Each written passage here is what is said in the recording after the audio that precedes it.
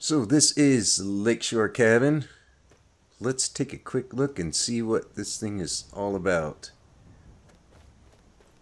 You may notice this building does not exist in the game anywhere. It is custom made. It is handmade.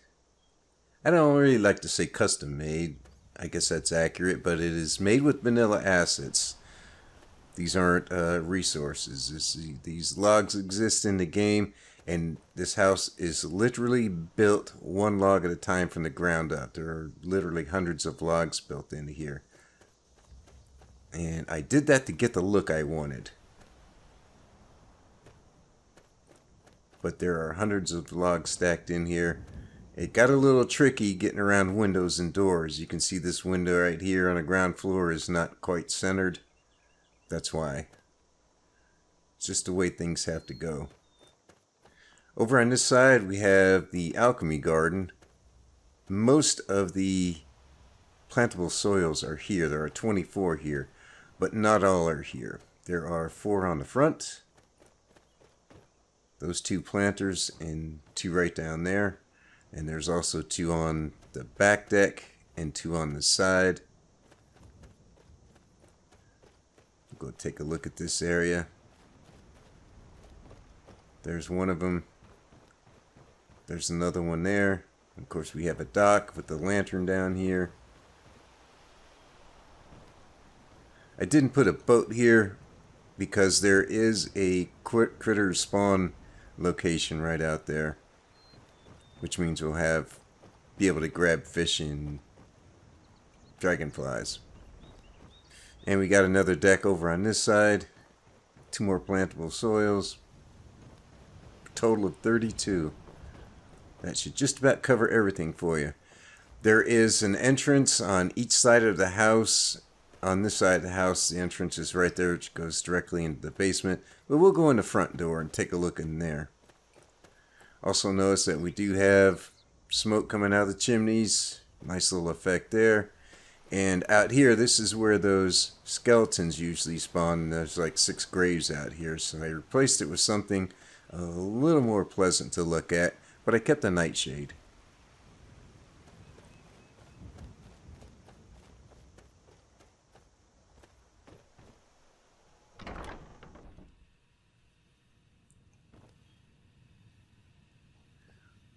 We'll take a quick look around and then talk about some of the features of the house. Obviously, the living room.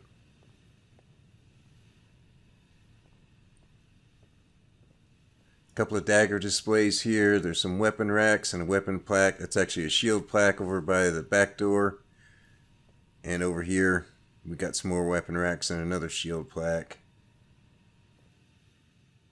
Right here is one of my favorite parts of the house. Right here by the front door, just before you leave, you have access to everything. These containers all link to other containers in the house of the same type. So no matter where you are, there are linked containers upstairs and in the basement. So no matter where you are, you have access to all your gear.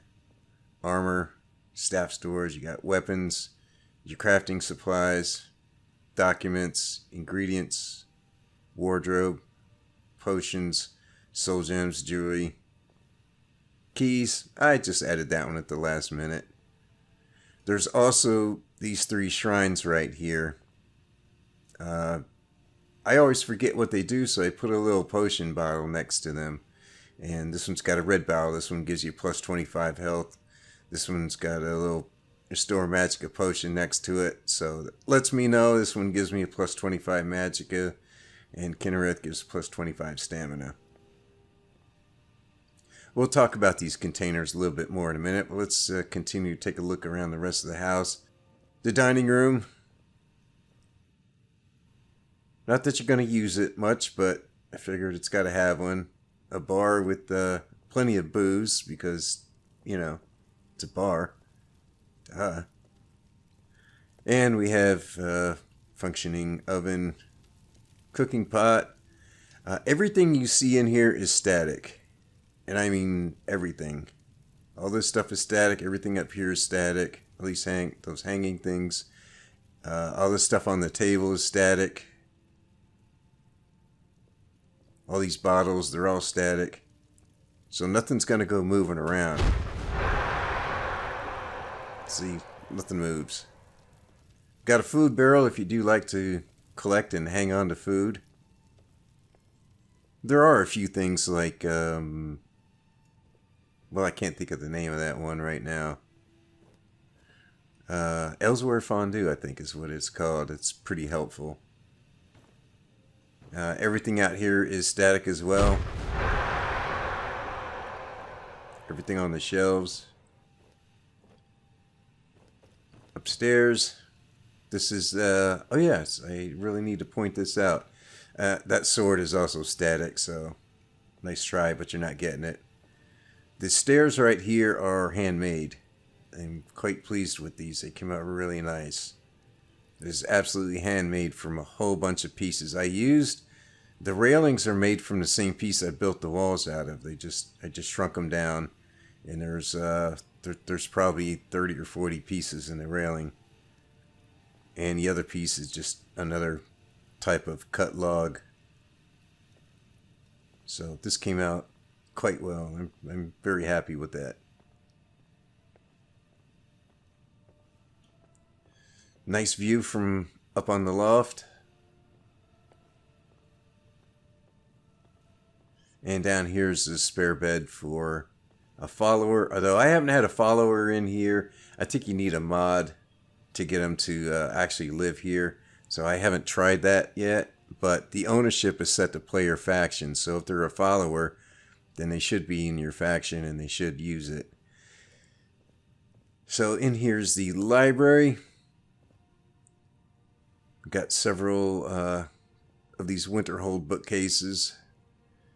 And a few other bookcases with just some random books on it, so it didn't look completely empty. Nice chandelier up top, and this is static as well. You may also notice that these windows appear to be pretty bright right in front of them. I'm using fill lights. If we come downstairs here, there's a fill light right here. That's why the front of the bear looks lit up. Because there's two windows here. There should be a lot of daylight coming in through there. There's a fill light over here. There's one in this corner.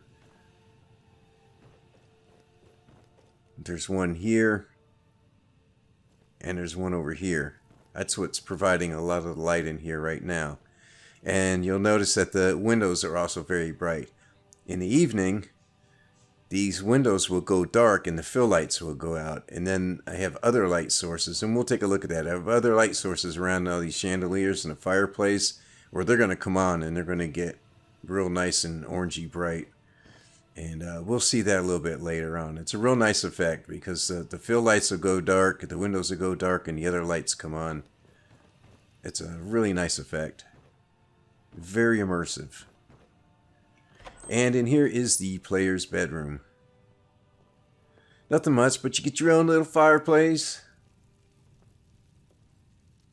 Little desk and a little book to keep track of all your money. There's a safe here and there's another safe in the basement. And we'll get a look at that in a minute, but I did put an extra enchanter and alchemy lab in here. Yes, I said extra. Now up here we've got armor storage here. This is linked to the one downstairs, the armor storage. All these containers are linked to the other containers of the same type. So the armor chest is not linked to the soul gems, it's linked to the other armor chest containers. They're not restrictive. You can put whatever you want in there, but I did make custom containers so you can just look at objects and see what they do. Crafting station, crafting supplies. There's documents again, soul gems, jewelry, potions, ingredients, wardrobe, staffs, staves. Oh wow, I guess it's staves, huh? And weapon storage. So, and you can see I've already left a pickaxe and a woodcutter's axe for you. Wood chopping block is outside. I don't think I pointed that out. But it's outside on the west side of the house. I just didn't have quite enough room in the basement for it. So now we're going to go take a look at the basement because this is where everything happens.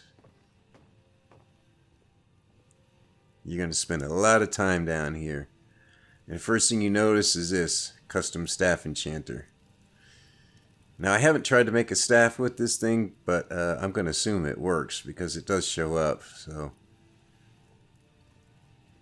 and in this part is the smithing area. And again, there's armor storage. There's just some miscellaneous stuff. There's Shrine to Zenithar up there. There's your grindstone. This fancy looking device is a custom smelter. And yes, it works. We've got the warrior stone right here for convenience. It covers smithing. We have the same shrines up here that are upstairs. So if you're here and you're getting ready to head out, you can go outside through that door. You can just grab the one you need. Weapon storage again. You see there's our items. Crafting supplies. Got our anvil right there. This stuff is just for looks, but looks pretty nice. Of course, tanning rack and workbench. There's a dresser under here that has some gloves and some blacksmith's aprons. So if you want to enchant those for fortify smithing, which is exactly what I'm going to do. Right over here we have the alchemy area. All this stuff, static. Like I said, everything in here is static. You don't have to worry about stuff getting bounced around on you. Here's our ingredients container. You got your potion bottles right here. And a thief stone right here. Again, convenience. Thief stone does govern alchemy, so if you want to boost your alchemy skill a little bit more, you can do that right there. Shrine to Talos, because, yeah, whatever. I had to put something up there. This stuff is all static, and it's just random clutter. It's just for looks. A couple of chairs over here. Some stuff on the wall. Over here's the enchanting area. Mage stone, of course. Got a documents container right here. Jewelry box right there. And again, these are connected to the ones upstairs of the same type. There's all the containers are on the first floor and all the containers in the player's bedroom. All the containers are down here. And like containers, they're all linked together. Soul gems, wardrobe, and a custom enchanter. Which does work. I have tested it, you can see.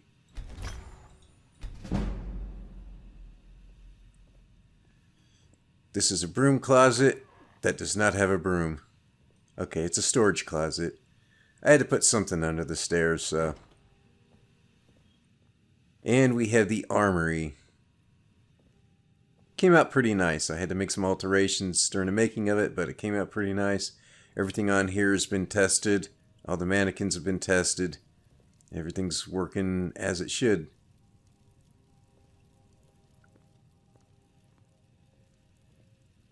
And the plaque right here on this end is a shield plaque, and there are 3 shield plaques on that end. All the rest of these are just your standard weapon plaques. There is nav mesh around these mannequins, so they shouldn't go anywhere. They may move around a little bit in that spot or be a little bit, you know, twisted up or something, but they're not gonna move from there. The nav mesh won't allow them. And this is the vault. And we just have a safe as usual, chest of gold, which makes no sense that all that gold wouldn't be in the safe, but hey, I can explain that with this. This is what's called a gem pit. And I'm going to put this on the screen so you don't think I'm saying the name gem. It is a gem pit, and the whole purpose of this is something I always wanted in a house mod.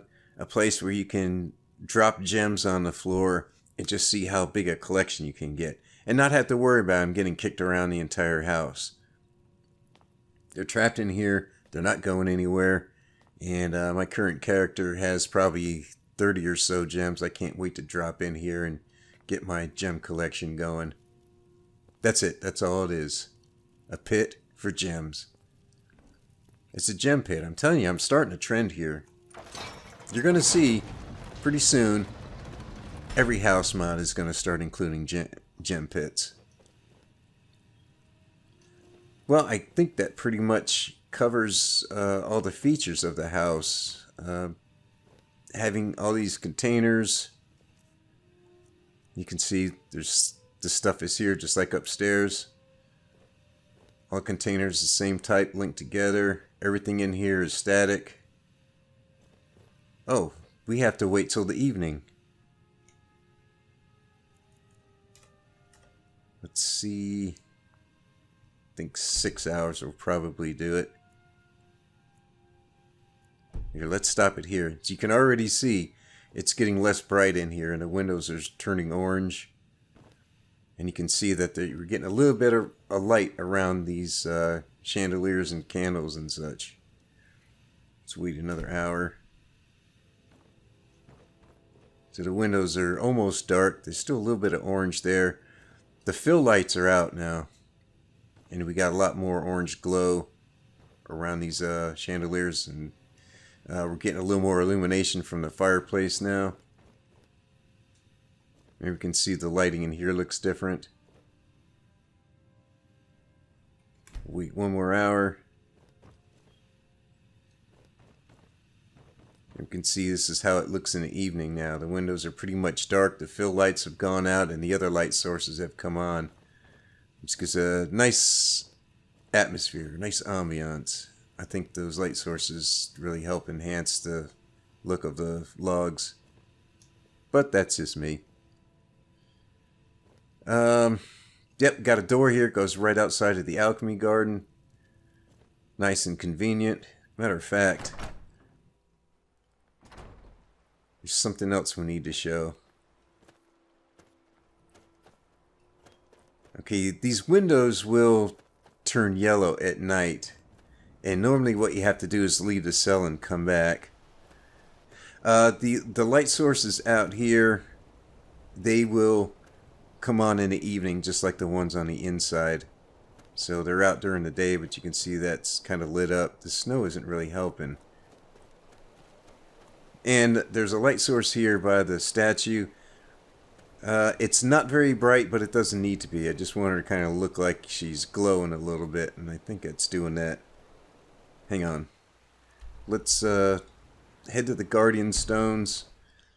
Wait a couple hours and we'll go back and those windows should be working correctly. There we go. Now they're working. You may also find the wood chopping block, which is right here. I'm going to turn on a travel lantern. Well, that doesn't really help. The wood chopping block won't work until you leave the cell and return. A lot of, I think just about every house mod is like that. It's a weird creation kit thing. The plantable soils, same thing. They won't work until you leave and come back.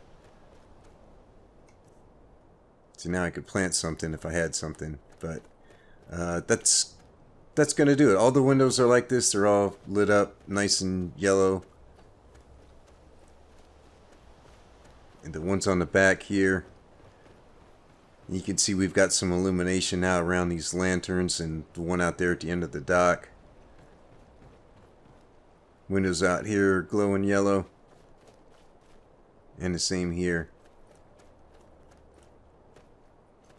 Oh, I want to get out of this snow because just looking at that makes me feel cold.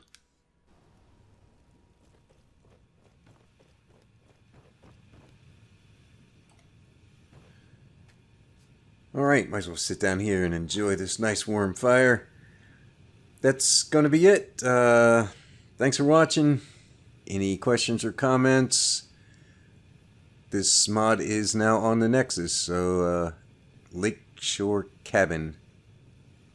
So thanks for watching. See you next time.